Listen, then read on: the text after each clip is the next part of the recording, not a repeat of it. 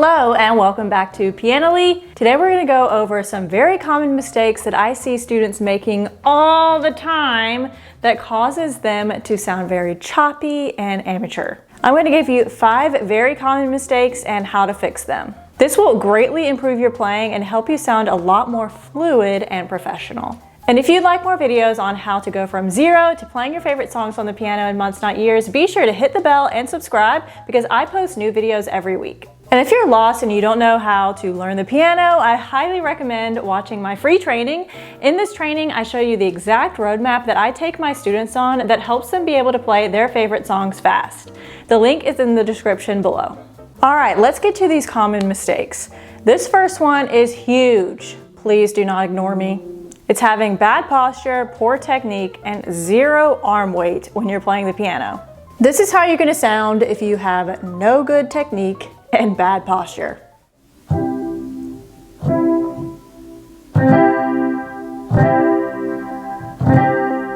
So what you do want to do is sit up straight, sit at the correct distance from the piano. So you want to have your arms straight and your knuckles should be at the very end of the keys. That's how far away you should be. And your elbows should be in line with the keys. That's how you know you're the correct distance and the correct height. This really matters because when you're playing things like chords, you need to be able to use your arm weight to play them. So a lot of people just play the chord with their fingers, and that's really hard. So think of your fingers as like a cookie cutter, and you're pressing into the keys with your arm weight. So like this. This is gonna give you good, clean chords. All of your notes are gonna come out at the same time, and it's not gonna be choppy. Number 2, I see this with pretty much every single beginner student, and it's okay, but just be aware of it. A lot of you guys are super tense. You have very tense fingers, tense arms, everything's tense. So your sound is like intense. It's very intense and it's not clean.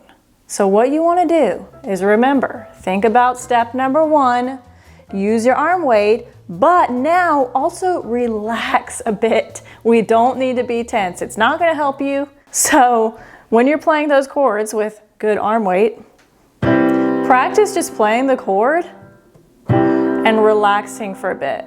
So play it and then try to relax all of your fingers. Just practice this. It's very slow and a little bit boring of practice, but just relaxing into those chords and getting rid of the tension. It's going to take some time to get rid of that tension, so just be mindful of it all the time with practicing exercises, scales, songs. Be aware of it and try to relax constantly and it'll eventually go away, but you're going to have to be patient with this. All right, number 3 is improper use of the sustain pedal or just not using it correctly at all.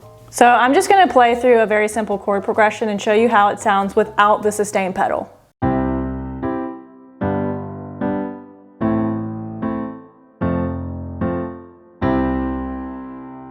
Now I'm going to show you me playing the sustain pedal with this chord progression.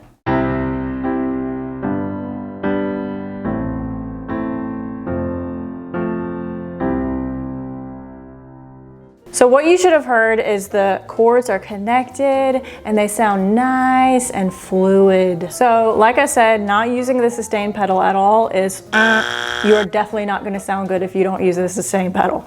The other thing I see is people just holding it down the whole time. If you hold it down the entire time, it's gonna sound like a sloppy mess, like this. All these chords are gonna blur together.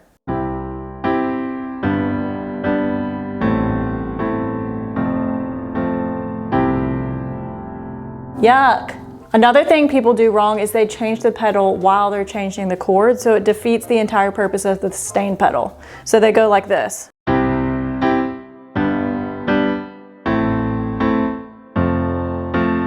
No, that is not right. We're gonna play the chord first, pedal second. My students know this. You might have heard it before. Chord first, pedal second. Watch. I'm gonna play my chord. Now I'm gonna go to the next one, and then I'm going to lift the pedal right after. Chord first, pedal second. Chord first, pedal second.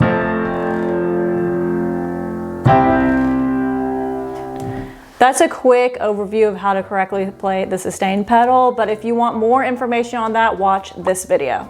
All right, number 4 is super common. It's not playing with a steady beat or playing way too fast. So before you start a song, think 1, 2, ready, go, and keep that pulse the entire time. That is so important. You have to think of that, or else you are never going to sound professional. You're going to sound like a big mess. Don't start playing too fast either. Keep the steady beat. If you need to, play with a metronome.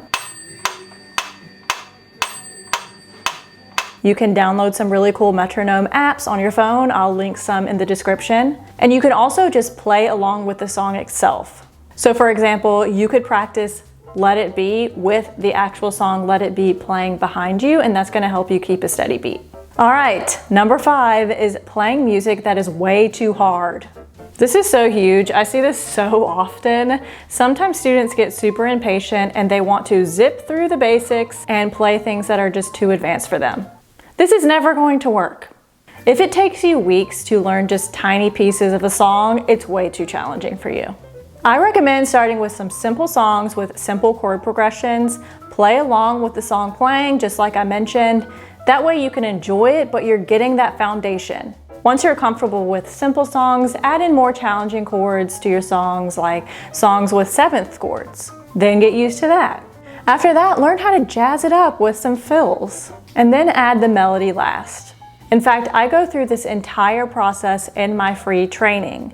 So if you would like to know how I take my students from 0 to playing their favorite songs in months, not years on the piano, definitely check out my free training. I'm going to show you the exact roadmap that I take my students through. The link is in the description below.